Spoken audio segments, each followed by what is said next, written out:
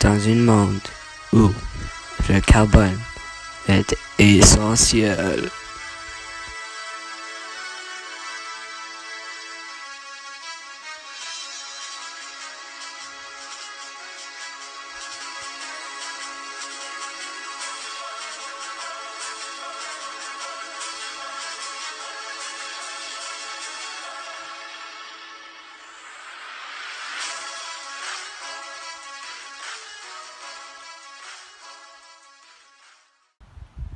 Salut les amis, Sam ici. Aujourd'hui, je vais vous parler du cycle de carbone. Il y a plusieurs concepts par rapport au cycle de carbone, mais en premier, on doit savoir comment le cycle de carbone fonctionne. La première étape du cycle de carbone est la photosynthèse.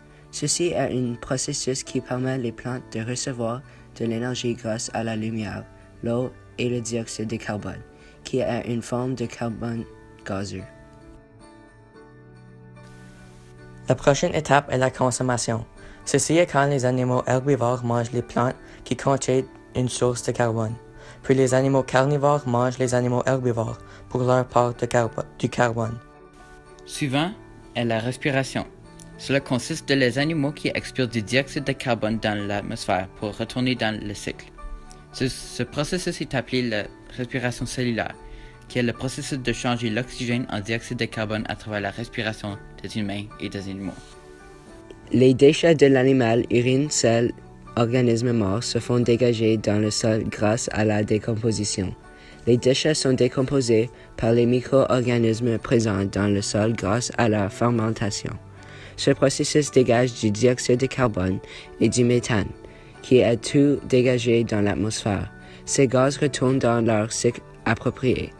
Certains sédiments des animaux de l'océan coulent au fond de l'eau et peuvent former des combustibles fossiles.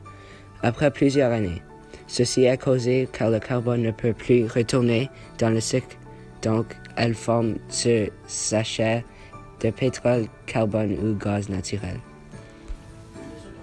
Certains effets humanitaires affectent la stabilité du cycle, comme les usines qui produisent des gaz à effet de serre.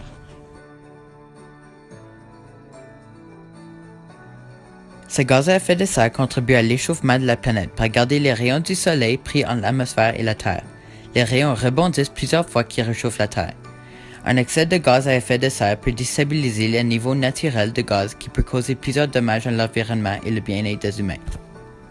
À cause de l'échauffement de la planète, le niveau d'eau de l'océan augmenterait énormément, qui causera plusieurs inondations à travers le monde. Il y aura moins d'eau potable dans le monde, augmentation de pollution de l'air, la désertification ainsi que l'acidification de l'océan. L'augmentation des gaz à effet de serre cause une boucle de rétroaction positive par fondre les glaciaires. Les glaciaires sont importants car ils affectent un effet d'albédo qui est la réflexion de l'énergie lumineuse. Moins de glaciaires veut dire moins d'énergie reflétée, donc on est pris dans un cycle de réchauffement de la Terre.